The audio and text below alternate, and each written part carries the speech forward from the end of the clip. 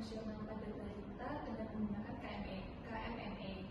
Jadi nanti saya akan memberikan beberapa pertanyaan ya Bu ya.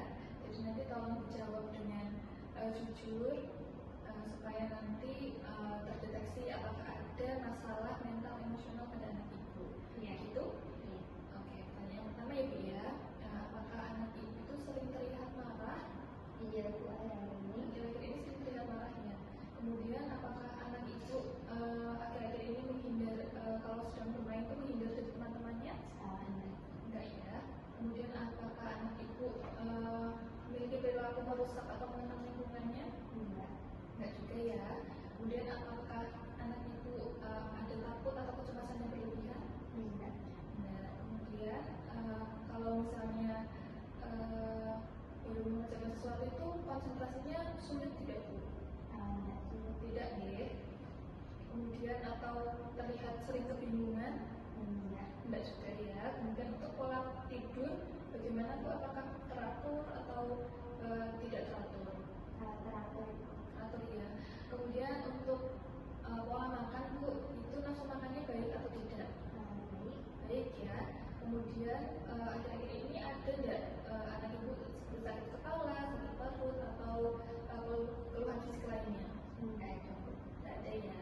Kemudian anak ibu saat bermain misalnya menyusun puzzle itu mudah menyerah tidak? Tidak juga ya. Kemudian apakah ada kemunduran perilaku misalnya yang semuanya aktif kemudian menjadi tidak aktif, kemudian semuanya ceria jadi tidak ceria? Tidak juga ya.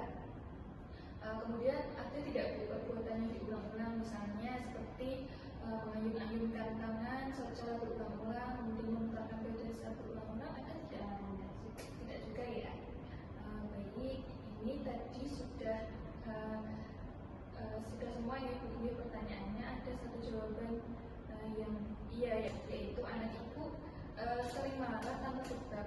Jadi nanti kalau misalnya anak ibu marah nanti bisa ditenangkan dulu, mungkin nanti setelah dengar ibu bisa memberitahu, bisa menanyakan ke anak ibu itu kok marah kenapa.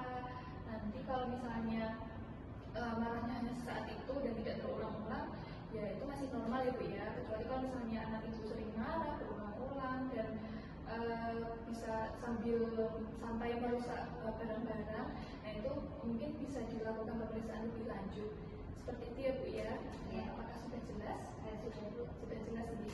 Nanti kalau misalnya ada masalah atau perilaku anak ibu yang menyimpang lainnya nanti bisa ibu konsulkan kembali.